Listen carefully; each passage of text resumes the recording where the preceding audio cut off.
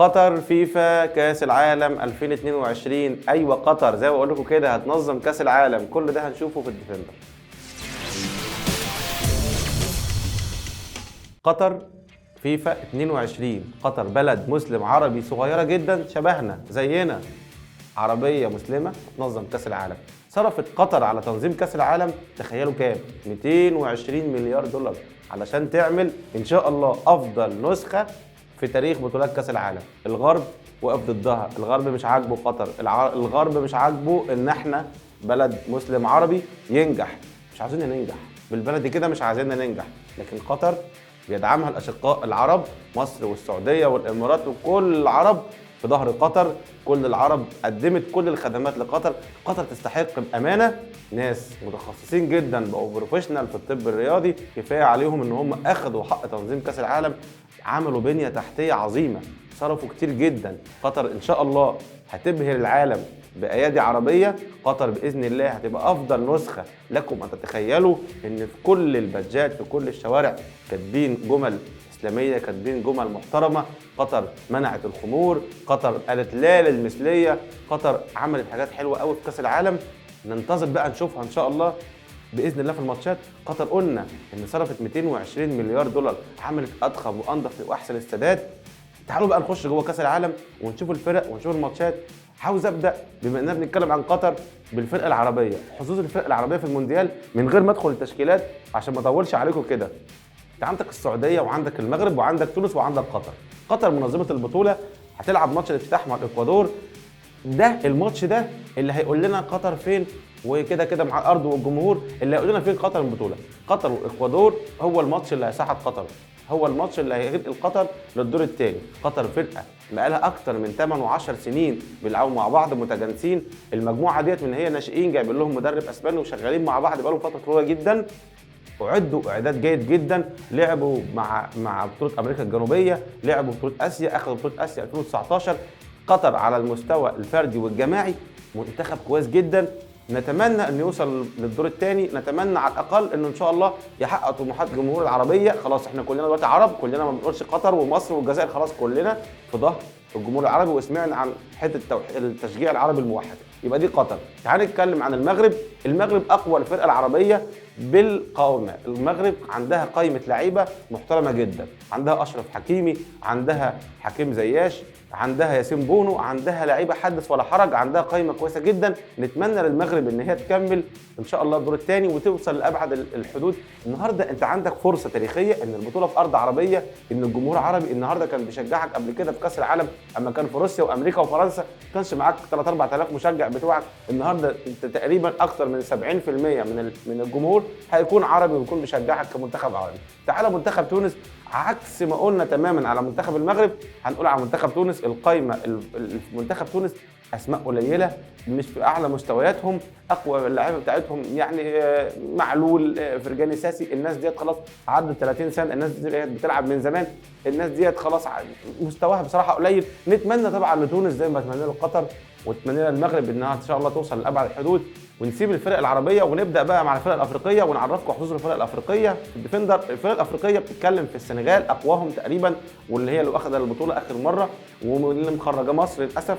السنغال اقوى الفرق، ولكن عندها مشكله كبيره جدا حصلت قبل البطوله، وهي اصابه ساديو ماني، اقوى لاعب في الفرقه ولاعب مصنف على مستوى العالم ثاني احسن لاعب في العالم، ولاعب هو بيستمد منه الطاقه والحماس والروح. للاسف كلنا زعلنا على اصابه ساديو ماني.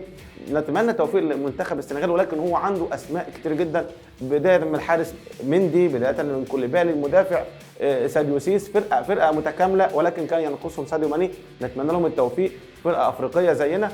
خش على نيجيريا. نيجيريا مش نيجيريا بتاعت زمان، مش نيجيريا 94، مش نيجيريا 98، مش فرقه بقى نوانكو كانو ورشيد ياكيني، مش الفرقه ديت. ولكن الى حد ما نيجيريا برضو هنقول ان البطوله في ارض عربيه يا جماعه، يعني اقرب ليهم من انها تكون موجوده في امريكا او فرنسا او في دول امريكا اللاتينيه. نخش على غانا مش برضو هنقول نفس القصه. غانا مش شبه السنغال. غانا خلاص الفرقه قلت، ما بقتش زي زمان، ما بقاش ايام بقى عبيدي بيلي، ما بقاش فرقه النجم الواحد، بقت فرقه. المهم يعني احنا شفنا غانا بتصعد لضعف الفرقه اللي قدامها. مش غانا بتاعت زمان، مش غانا اللي كسبتنا 6-1 قبل كده وخرجتنا ايام بوب برادلي، مش غانا القويه، مش غانا اللي تخوف، مش غانا بتاعت البطوله اللي خرجت من اوروجواي ساعه بتاعت لويس سواريز ودور الثمانيه ودور ال16، ولكن نتمنى برضه لغانا التوفيق. احنا كده اتكلمنا عن فرق افريقيا، الفرق العربيه مين حظوظه اقوى من حظوظه اقل. قلنا ان السنغال في افريقيا اقوى حظوظ في الافريقيين، قلنا ان المغرب وقطر اقوى حظوظ في الدول العربيه. نخش بقى على المفرمه وعلى الدول القويه، الدول اللي بتكسب كاس العالم. خش على البرازيل واخد كاس العالم 6 مرات، خش على فرنسا مرتين، خش على ايطاليا 4 مرات، خش على المانيا 4 مرات. في فرق كده بالبلدي ادائها مش حلو، ادائها ما بيعجبكش، ولكن بتلاقي في الاخر هو في النهائيات وقبل النهائيات دايما اقل الامكانيات، باقل الامكانيات بيصعد لقبل النهائي ودور الثمانيه. ده معروف جدا عن منتخب المانيا وعن الطليان. طبعا ايطاليا مش موجوده، مستبعده، ما صعدتش زينا، والبطوله فعلا بتفتقد ايطاليا من الفرق القويه جدا وخرجت في التصفيات. المانيا مرشحه قويه جدا. يبقى نقول اول حاجه في اوروبا المانيا. هتقول لي اسمائها اقل، هقول لك الالمان بيعرفوا طول عمرهم ما عندهمش اسماء، بعكس كلينزمان زمان وبيرهوف والكلام ده كله وكلوز، ولكن بتلاقي اكتر لاعب هيسجل هو كلوز. اكتر فرق اوروبا واخده بطوله كاس العالم هي المانيا، اكتر فرقه واخده بطوله اوروبا هي المانيا. دايما عنده ارقام، دايما هو بيعرف من غير اسماء. وهانز فليك المدرب بتاعه دايما مدربه، دايما الديناميكيه بتاعت المانيا بالمكن بالالات، هم شغالين، هم في منطقه معينه، هم عارفين هم بيعملوا ايه، بيقدر يوصل. ما تقوليش ما عندوش اسماء، ما عندوش اسماء زي السابق، ولكن هو عنده مكن، هو عنده آلة بتشتغل عارفه هي بتعمل ايه.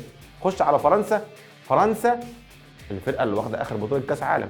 فرنسا بقى حدث ولا حرج، الاسماء المجنسه بقى اللي هو من كل الدول الافارقه، بتتكلم في مبابي، بتتكلم في كريم بنزيما، بتتكلم في عثمان ديمبلي، بتتكلم مش عارف اللي هتلاعب جريزمان ولا هتلاعب عثمان ديمبلي، مش عارف. عندك اكتر من عندك مشكله، ولكن مشكله حلوه، عندك لعيبه كبيره جدا، عندك قائمه كبيره جدا مدججه بالنجوم.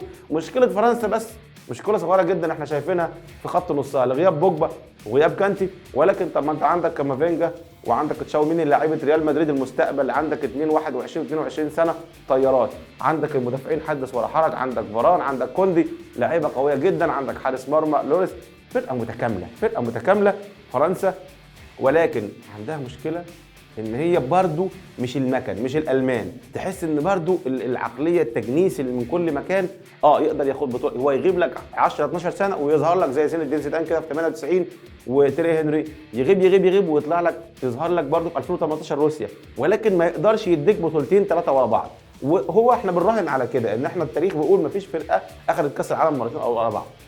خش بقى على انجلترا ديت مشكله. انجلترا ديت يا جماعه اللي اخترعت كره القدم. انجلترا ديت دايما عندها اسماء قويه جدا، ولكن برضو الطموح حته بدأوا مؤخرا يجنسوا كتير جدا. بقينا نشوف لعيبه مجنسه من كل حته في انجلترا طبيعي بالقايمه اللي عندها ان توصل على الاقل خلاص دور الثمانيه او دور الاربعه زي ما حصل في روسيا 2018. ولكن تحس ان هو بيجيله في اخر خطوه وبيكسل، اخر خطوه تحس انه مش مصدق نفسه.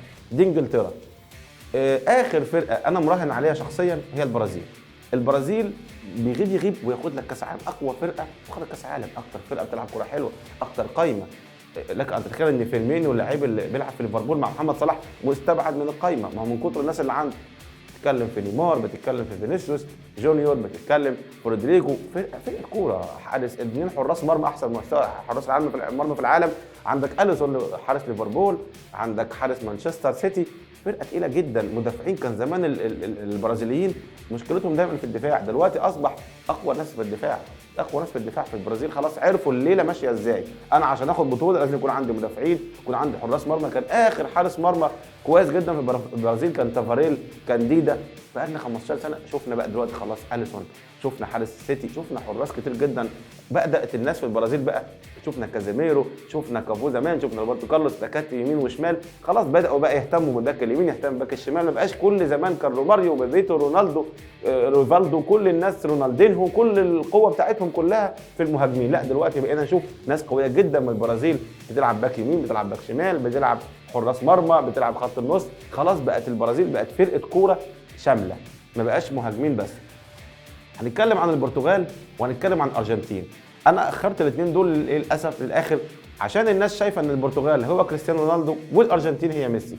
يا جماعه لا، عمر ما في فرقه بطوله هتبقى نجم واحد لوحده هيقدر ياخد بطوله. الناس تقول لك انا عاوز ميسي يختم حياته ببطوله، عايز كريستيانو رونالدو يختم حياته ببطوله. طيب الكوره لعبه كوره جماعيه، الكوره 11 لاعب في الملعب وزيهم بره في الكورس الاحتياط.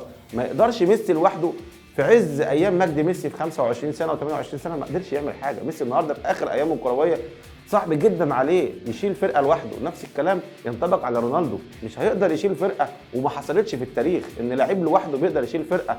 حتى لما كان رونالدو كان 86 مارادونا كان معاه جيل من العظماء برضه ما كانش لوحده. فما قدرش ميسي يشيل فرقه لوحده، ما قدرش رونالدو يشيل لوحده. احنا ما بنقولش القوائم بتاعتهم وحشه، البرتغال فيها برونو فرنانديز، فيها لعيبه حلوه جدا مع رونالدو تقدر تشيل معاه، ولكن مش بقوه منتخب فرنسا، مش بقوه منتخب البرازيل، مش بديناميكيه الالمان، مش بدفاعيه الطليان.